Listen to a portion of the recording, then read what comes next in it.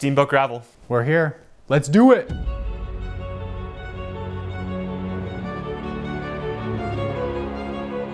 When people think of cycling challenges, they think of the epic climbs and relentless miles. I've got to climb better. It's hard to pull this much weight up a hill. To finish Steamboat Gravel is no joke. Feels awkward. Feels really awkward. You have to believe. So this is really like your first real gravel ride. Yeah, this is the first time on gravel. 125 miles, over 10,000 feet of climbing. We're in hell. A test of endurance, spirit, and willpower. That was super wild. Nobody has ever conquered a race this tough without having to dig deep. It's killing us. Especially if you're brand new to gravel cycling. So I got a lot of work to do. We take 4 beginner cyclists and push them to their limits. I didn't know if I could get out of bed. That's how sick I felt. Challenging them to conquer some of the toughest bike races in the country. We've come a really long way in a really short time. This is more than just a race. This is a journey. And we're starting from the ground up.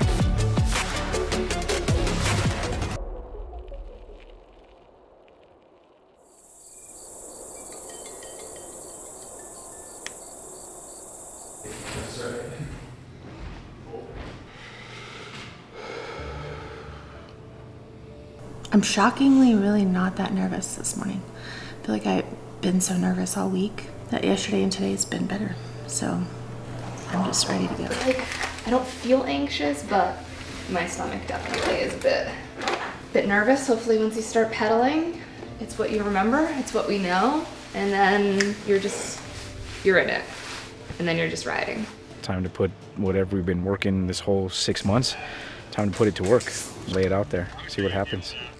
I've been in some really hard spots, but I didn't choose those spots. I want to push myself to the limit and then go past it, but I want to choose what I'm gonna do. I like to be active as I can be. I'm an old athlete and been playing sports since I was a kid, and that's a big push of why I'm here, of like reclaiming some of myself back. I'm here to prove to myself that I am not defined by a disease or a chronic pain condition. I'm here to prove to myself that my body is mine and it is powerful. I'm 60. I have psoriatic rheumatoid arthritis, a history of dementia and Alzheimer's in my family. Just because you're an age doesn't mean you can't keep trying. That's what I'm committed to do, to go as far as I can, as hard as I can, and that's all you can hope for. This is going to be a very, very difficult challenge for someone who's just had months on the bike. Almost impossible. So the course is laid out in 3 main sections for our riders. The first is from the starting line to mile 37. The first section of the course is really rough, has some super steep climbs. We've got a aid station after Wahoo Pass, so it's at mile 37. We've got a turnoff right before that aid station, about mile 36. If you're not there by 10:30, we're gonna ask that you take a shortcut that's gonna shoot you down toward Hayden a little faster than doing the entire loop above Hayden. That is gonna save you about 17.5 miles and about 1,400 feet of climbing. So it's a pretty good cutoff and a good way to kind of get most of the black course in, but kind of take a shortcut so that you've got a little bit more time to finish on the day. The second section of the course is from mile 37 to mile 67.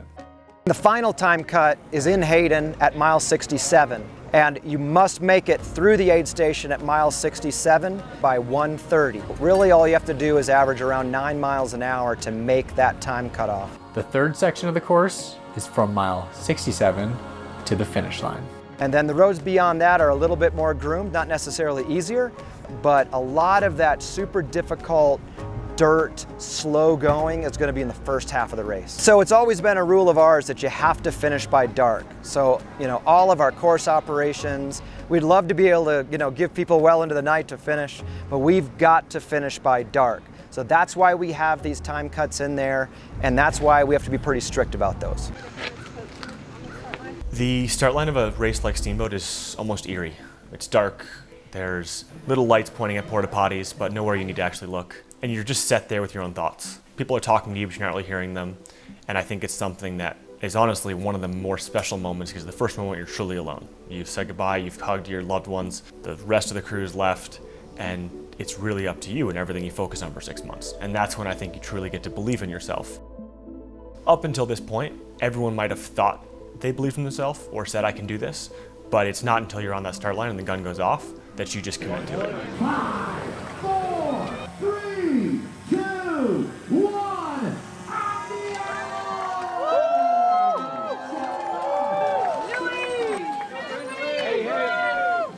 So as soon as the black horse heads out of Steamboat, we're on some pretty fast gravel roads kind of around the airport. The first kind of climb that we are going to encounter is at about mile 10, when we start climbing up into the Mystic area.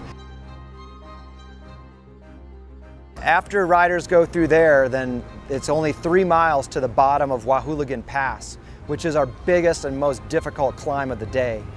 20 miles in, next up Wahoo. This climb goes up 1,200 feet in 4.5 miles. It's on a very loose, difficult road in the middle of nowhere. It is the steepest climb on course. Most people probably walked that climb. It hits upwards of 20% at places and sustained over 15 for half a mile to 3/4 of a mile. These riders need to push hard over Wahoo Pass. Try not to burn matches. The mile 36 cutoff is going to be a huge challenge. To get there by 10:30 is a bit of an unknown. They have to average 9 miles an hour, but up this pass, they're gonna be going like 1 mile an hour. So it's important that they keep moving. Hopefully I can just pick up that pace a little more. That voice in the back of your head says, I gotta do 125 miles, and you're breathing hard and you're walking and you still have over 100 miles to go. It's a hard one to fend off sometimes. Descending Wahoo again might have been the most fun I've ever had. Doing the challenging climbs, doing Wahoo again while not feeling well and while I knew that I wasn't fueling right was a battle, because I was just kind of waiting for my body to catch up with me and being like, oh, you're not fueling us right, we can't do this anymore. But I had this determination that I wanted to. Fancy meeting you guys here. I think that was a well-earned bathroom break. Brought me to some really low places. It got dark out there. Do you feel like you're gonna pass out? A little bit. I really thought that was going to be the end of my day. This was just like a battle that I felt like I couldn't win and couldn't overcome. It was really a moment where it was, okay, are you gonna try to push on? Do you have it in you? I think that she has grown so much, not only, physically, mentally, emotionally, but the work that she's put in has been incredible. She's so committed to making sure that she's giving it 100% every single day. She's thinking about the race in a different mentality, and she's thinking about the race like she's going to finish the race, and she wants to finish the race. And I think that's a really big goal of hers. I was still very much battling and thinking, okay, what am I gonna do when I get to this aid station? I'm fucking my nutrition up pretty bad. My stomach was a mess this morning.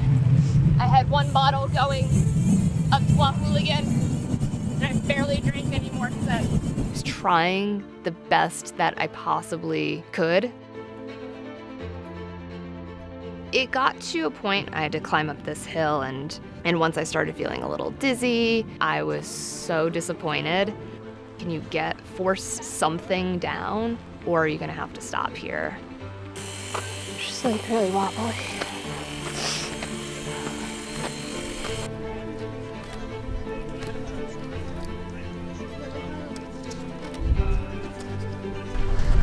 Hi guys! Yes.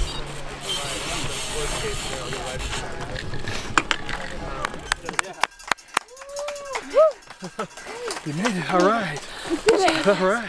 Good job. Okay. Hayden, here we come. That's next.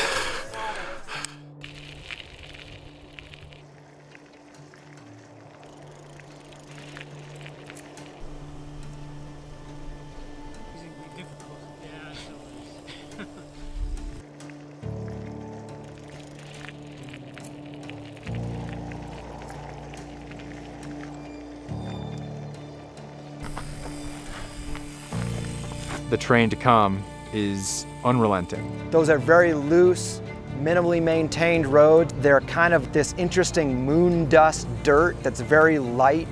You're just the whole time fighting the bike to move forward. That was probably one of the scariest sections and the hardest sections of just loose field dirt of, man, like deep, like a foot of deep, loose dirt. When you're trying to power through it and it was snagging your tire left and right, like you're riding in quicksand. The last climb on the road just sucked the last little bit of life out of me. Give me that heel. We're gonna suffer fast. Mile 56. Heart rate through the roof. It was just a huge energy dump. There's no wind, just sun and country road forever.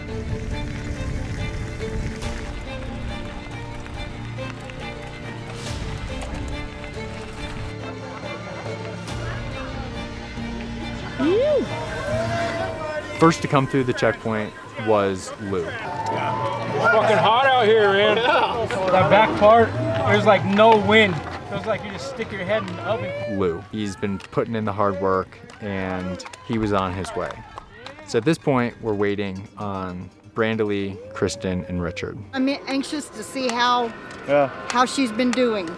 They've all walked quite a bit at this point already. We're nervous. The Hayden aid station's a bit stressful for everyone because we don't know where they are, but we do know that if they don't make it there by 1:30, their races are done. I'm hoping I'm gonna make it. I just kept looking at the time, just kept pushing, walked when I needed to walk up the hills because I felt like some points I could walk faster than I could ride it. I was struggling. No water, it just hurt. I was toast. The cramping. I'm at mile 56, I have 11 miles to go. So as we get closer to 1:30, the anticipation is building. It felt like a kid's sand pit for like a good 8 miles. And it was a lot of climbing, and it was slow, and it was hot. It was just out in the open. I gotta make it 67 miles by 1:30. Fighting my stomach the whole time. Not getting any easier. We're looking around the corner. Who's that next rider? We see Kristen.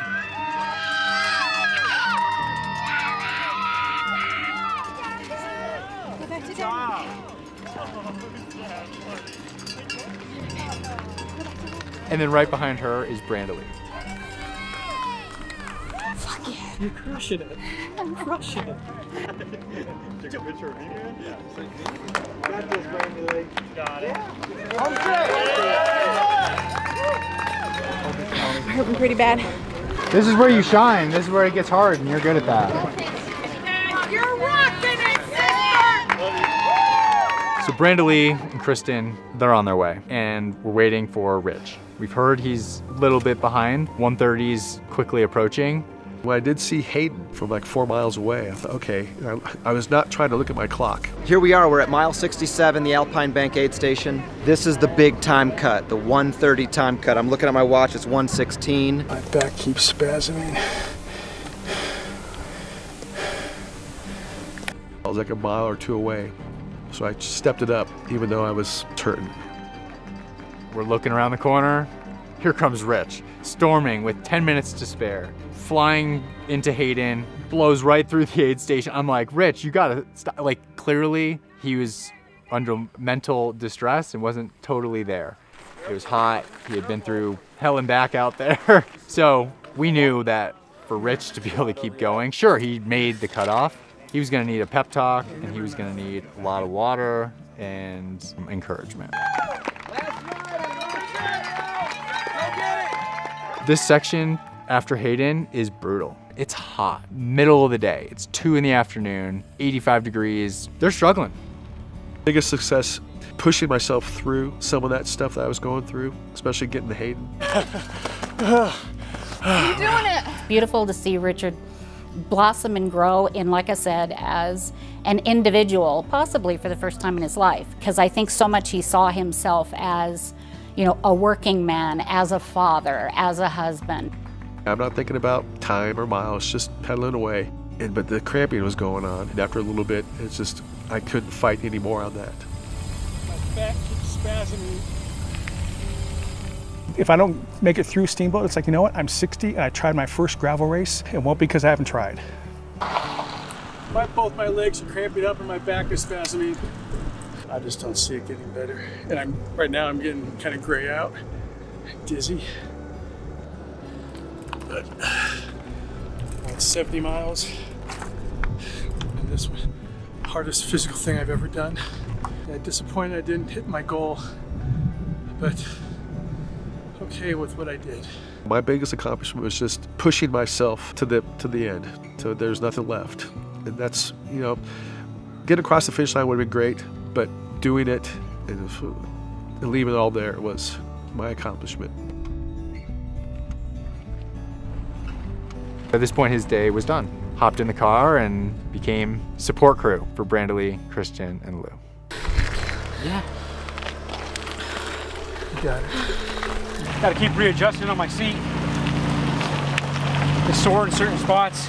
Taking off from Hayden was probably the hardest for me. It wasn't overly difficult or steep. It was really long, drawn out climbs. I feel like I have a lot to give that maybe as a single dad and working, and I don't just work a job, I usually work 2 jobs, 3 jobs sometimes, and with the kids and taking them to school and work and sports, that maybe somebody out there can be the same way. Say, hey, I can do this, and you know, I'm motivated by other people that, you know, are in the same boat. We're still rocking. Party's still going. I think I have learned to have really intimate conversations with myself and my body and talk through them in a way to keep moving forward.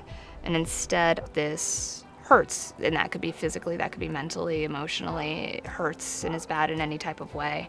I've found a way to, okay, this hurts, let's sit with this, and maybe can we move beyond this, or do we need to stay here and rest for a moment? But the importance is to continue moving forward.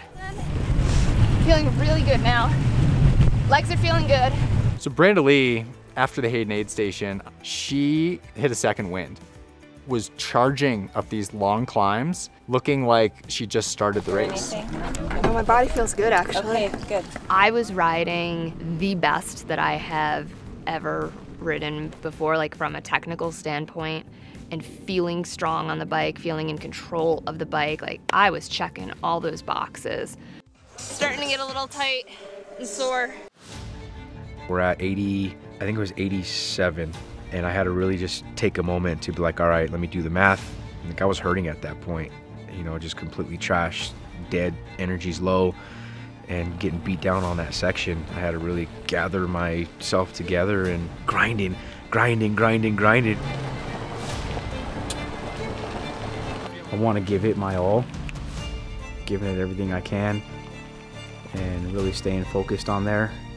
That's where I'm pushing.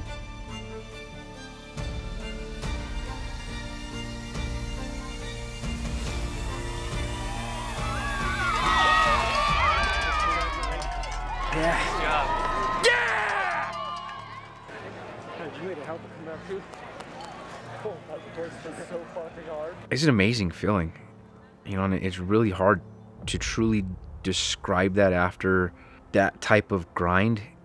The only way to really understand it is to go through it. You can tell people how hard it was, you can tell how exciting it was, what you felt, but it just doesn't describe what that really feels like. You know, it's the most emotional roller coaster ride and self-accomplishment that you can have. It was really super hard. So, I'm glad you guys came to see the start. Did you see Daddy? Everybody leave? All right. I love you guys. Okay, I love you super muchos. I'll call you later. Mile 100, I was starting to feel a little fatigued. There were like 2 big hills that you had to do and a Cow Creek descent, which is pretty technical. There were just these mile and a half steady climbs. You're climbing the whole time. You feel like it's not gonna end. It keeps getting a little steeper and a little steeper. It's been a roller coaster. You know, coming into this, I was in a really frozen place in my life and at a spot where a lot had been taken from me in a really, you know, violent way. And it left me feeling very hollow. Over the course of this project, not only have I regained confidence in myself, but I'm having fun and I'm smiling and I'm doing things that are just really cool. And it's been really cool to reclaim that part of me. We'll see you there. You got this. Yeah. Good job. Tears of joy. Aid Station 113, I think I actually started crying there because I was just like, oh, this is actually going to happen. Let's fucking go! Yeah, let's go! I would be so proud of myself and my body and what my body accomplished, and it would really be a true feeling that my body is mine and it's not what someone or something tried to take from me. It is mine and it's strong and I'm doing this. And that carried me a lot of the way too once I got to those final miles, and I felt strong and I felt really proud of myself.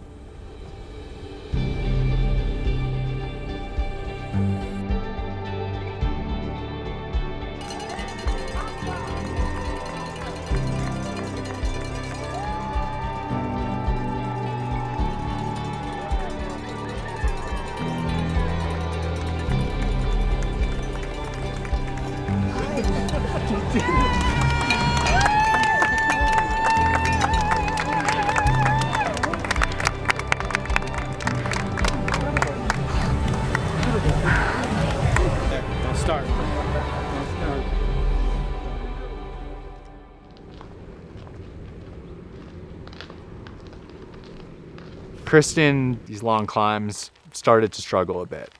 I just like hit a wall. So mile 67 to the 87 checkpoint was probably the worst part of the day for me.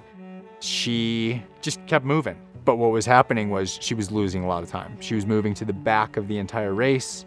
Just watching the animals. It's the peace of the wild things. And at a certain point, the SAG vehicle was right behind her. And we had a long way to go. We had 50, 60 miles to go still. And just ride until somebody forces you off or you get to that finish line. We have to pull the bib after a certain point, like when it's getting too dark. I've been told she's falling off the pace, this 9-mile-an-hour average that you need to hold in order to finish. She's not gonna quit, but at some point, they've promised us they're gonna pull her off if she falls too far off this pace. I never thought I was gonna quit, but it was just gradual climbing, nonstop. If you wanted to just keep riding, but at some point we might have to pull the bib and get into a vehicle. I'm gonna keep riding. Okay. Or we can shoot you up to Chamois Buttr or something right now if you want to make it through the finish line in time. You can also do that. Let's ride and just see what happens. Yeah. I'm riding till dark, and it's not dark. And it was clear that he didn't think I could get to the finish by dark, and it just kind of like lit a fire in me of like, I will get to the finish by dark. So Kristen's rolling through aid stations. She's a bit behind the time she needs, but we're hopeful. Her head is in the right spot. She is not giving up at all. After my son died, I don't think I thought about money or food. People just like held us up and walked us through just deep, deep pain. So you can do a lot more than she thinks you can. And to watch her put her mind toward this and make this goal, just incredible. You see her?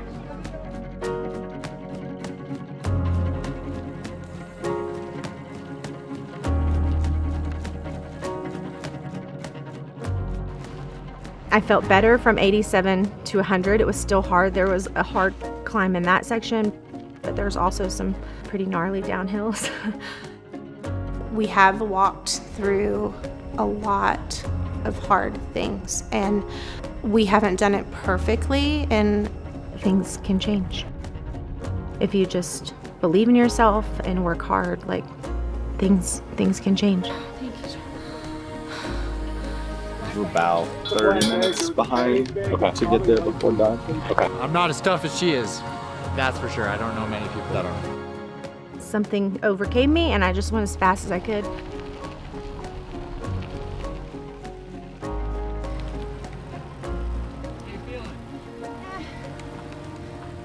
My name's Kristen Myers. I've been in some really hard spots. I want to push myself to the limit and then go past it. I want to push myself to the limit and then go past it. I think the hardest part has been like the self-doubt of knowing I would work hard, but just not even thinking like, would it be hard enough? Like, is it enough time? Will I really be able to do it? Just all the self-doubt that creeps in, and then just continuing to tell yourself like, move forward. Yeah, you know, there's been a lot of times in my life where things haven't gone the right way, and it's just really nice when you push forward and it does go the right way. All of a sudden we're talking to the guy in the sag truck, and he's like, there's a chance she makes it. And we're feeling that, but to hear it from him, it gave us a lot of hope, and it gave her a lot of hope. And she said, I want to do it. Just like from day one, I want to finish this race. We're here at SBT Gravel 24, waiting for our last rider from the ground up finisher. We're stoked. Look at this crowd. This is what it's all about. Last finisher, we're in for it.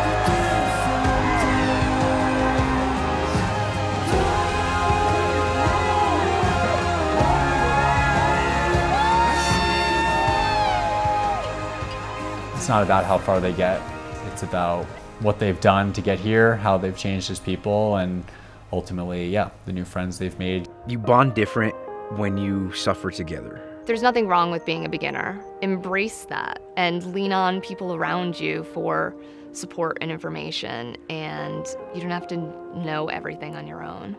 At any point where they lack confidence, I think they can look back at this moment and find something to stand on. Because you know, we're only here for a little bit of time, so do it now. Don't wait. Eventually, I won't be able to.